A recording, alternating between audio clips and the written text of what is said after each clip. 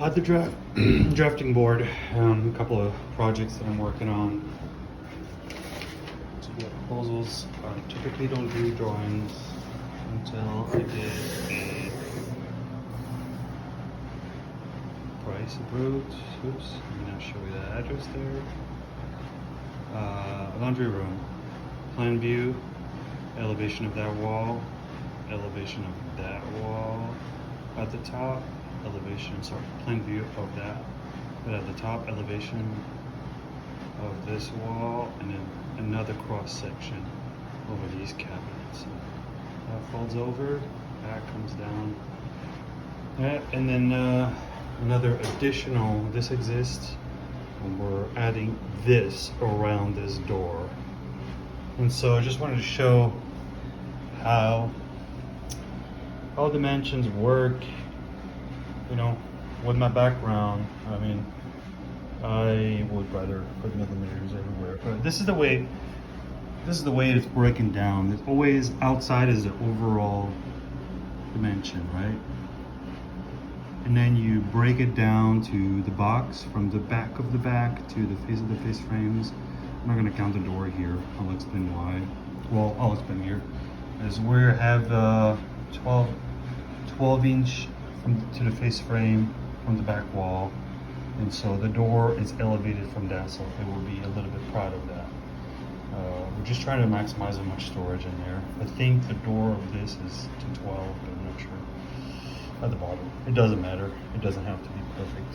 We're just keeping the same style as these doors. But in here, we're making a full wall. It's gonna have arcs, declines to hang on these two doors, and a big opening in these two doors for maximum storage, and then open with a little bit more depth. So that's 12 inch to the base frame, that's 16 inch.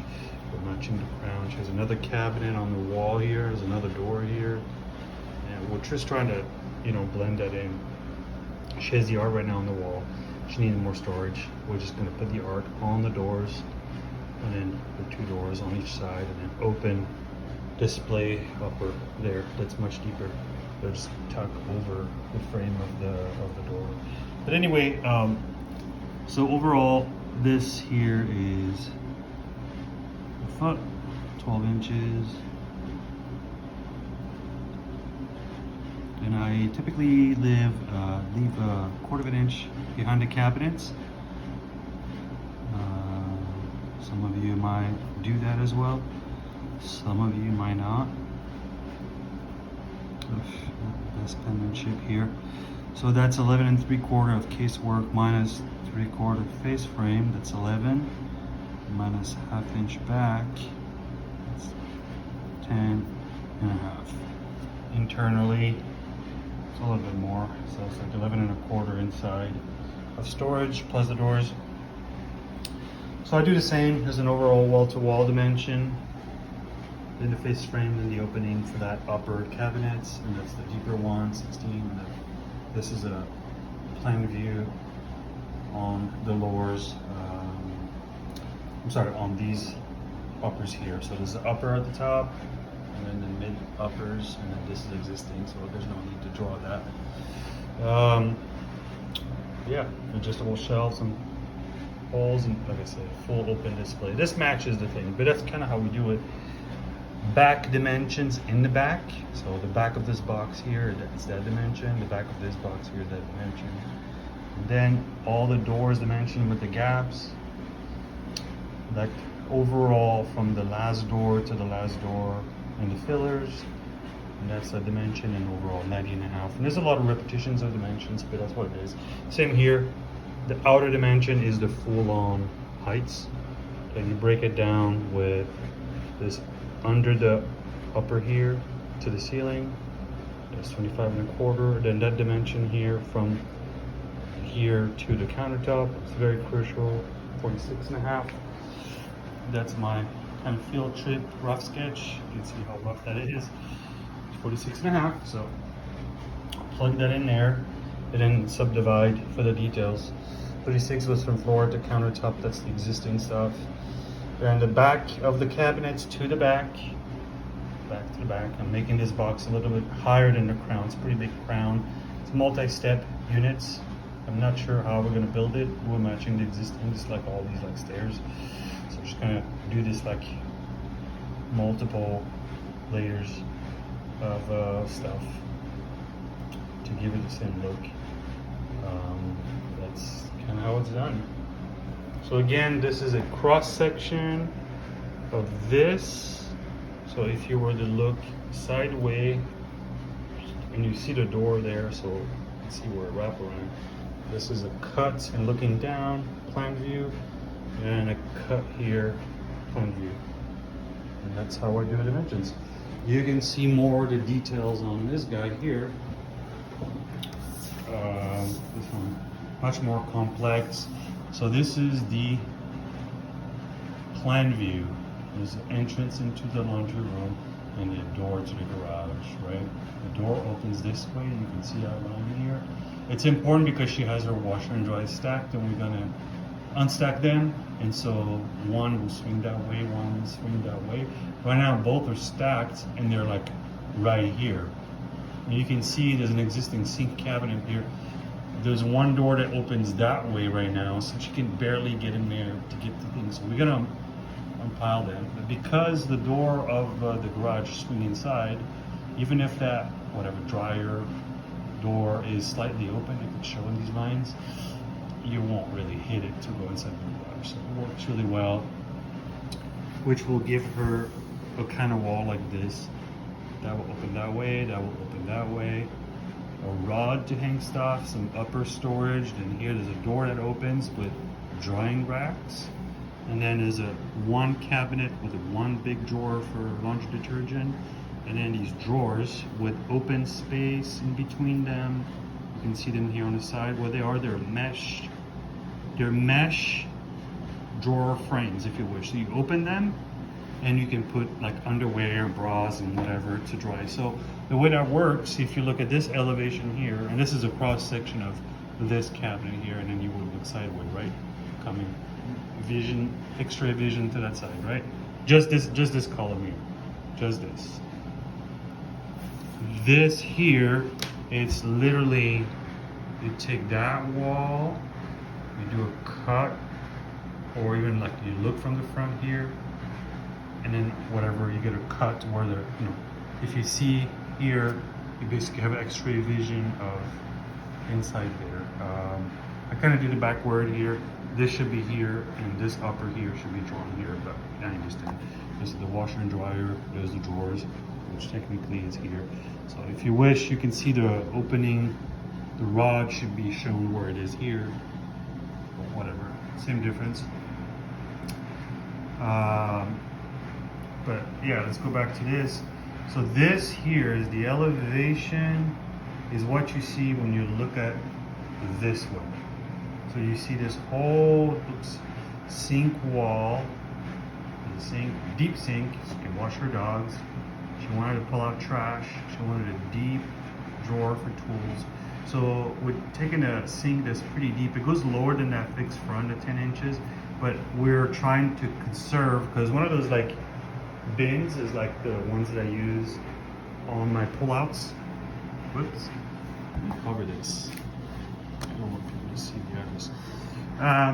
So in order to fit that can and fit the sink and line everything up, gotta be pretty strategic. But you know, she wants to pull out her cleaning product under the sink. There'll be plumbing here. The trash, there's a deep drawer here for storing whatever she wants. Like, she uses a lot of towels to wipe where her dogs leave prints and stuff, so that probably goes here. Then the tools, like toolbox, kind of deep drawer. And then she wants pull-outs for 4x6. It's really a mess right now. So we're gonna put 2 pull-outs here. So again, trash pull-outs, inner pull-outs under the sink, deep drawers, the fixed front where the sink is. And here, we're putting this whole wall of uppers at 16 inches instead of 12. She has 12 inches now, so we're giving her extra depth. And here will be adjustable shelves, regular. It could be something else, but we're gonna keep it normal. And then some upper storage. And I added a rod here over the sink. If you look at the plan view, the sink is like drawn, like basically it's like this dotted line.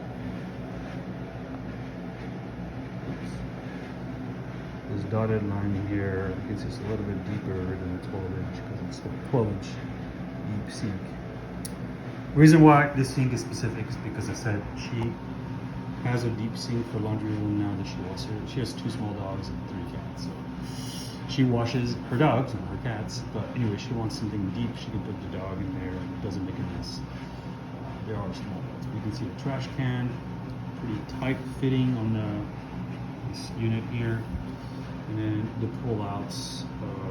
They're not really drawn crazy correct here because we have to clear the hinge, but just for the idea.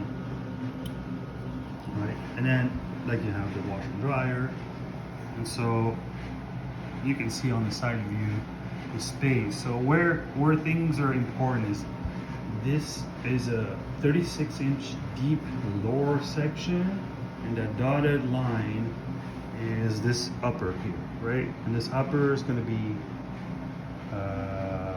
24-inch deep. So it's 36 deep, but then a 24 deep upper. So you have counter all the way. This is counter for all things, although there's a rod here, that's counter. But there'll be counter in front of the pullouts.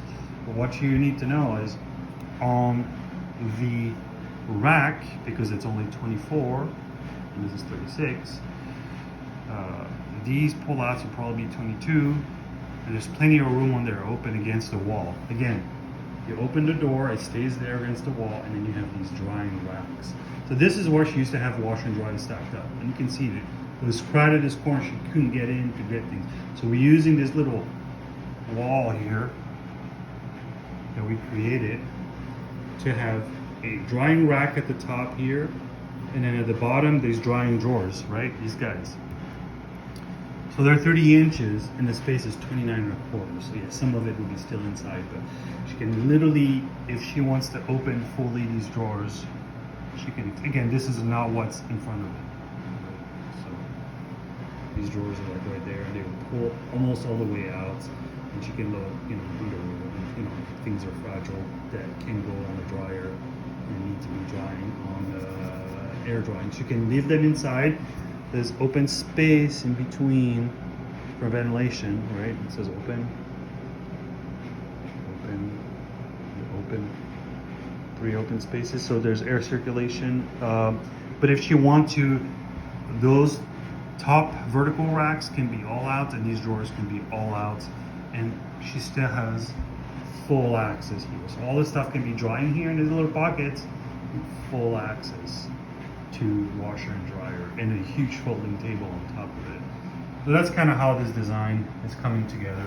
This is a plan view of these units up top, right? The ones that are on top of this wall. So this section here is basically lined up, and we have a cross section. And it's in 2 boxes. There's like 1 cabinet and then another unit. So the reason why this is a small space, doesn't have like no partition, because really this is 1 tall unit and 1 butted against. So this door opens that way, this door opens that way, but there's 2 small compartments. And then for bigger items, I don't know what they would be, but if she needs bigger items, this 1 cabinet's the same thing with a pair door, but a much bigger space. We'll probably add a shelf there. It's not drawn. I haven't talked to her, but we can talk about this detail. We'll probably add a shelf. It's an awkward space. It's pretty tall, 41 inches and a half to the counter. This counter will be all the way wall to wall. We were going to raise the washer and dryer and put a drawer at the bottom to store things, but we realized that then it would shrink these uppers here. It's a 8-foot ceiling in this laundry room. So we need at least like 30 plus inches to hang things. It's 36 a space, but 34.5 to the rod. And that's kind of like a minimum to dry things. She has a taller space here, and she has like a dress or something a little bit taller to hang. So that's why we're 41.5, so let's say 40 inches to the rod, and then 34.5 here. So we're trying to maximize this room. It's a very small room, This wall, nothing can go on because the door swings against and there's electrical things. And she has drying racks here attached. So right now there's all this space is taking. She's drying racks on the wall here that take space. They're trying to maximize everything, putting all the drying racks here in this pockets and take the washer and dryer away from there and put them this way here and unstack them so they can swing their door on left and right, and you can access both things with a laundry basket and, you know, not struggle.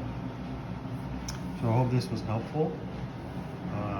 That's kind of how you can see we do it. And as you can see how the drawings are the same as the other one. Is like we break down overall dimensions. 67 is the whole units. Then we don't have the back dimensions here. I should probably add that on. We have the end panel, the 3/4, and then the overall cabinets. Yeah, I didn't put the backs here because I put the backs in the front, which is not typically what I do. 24 and 3/4 is like from the side to the side. So these are my back dimensions. Normally I would put them behind there. I was getting pretty small space to crowd things. I could have eliminated that 67 overall since I have it here, but I wanted to have 67, 29 1/4, and 36 just to really show the units laid back in consecutive order there. I mean, it's the same here. Shows the washing machine 36 for the vents, you know, that's what we see here behind the units, the washing machine. 30, 29 1/4 repetition, and 67, and overall the room 132 1/4. I don't do really well with feet, 2 inches. I use calculator to do that kind of work, but that's kind of how we do it. Peace.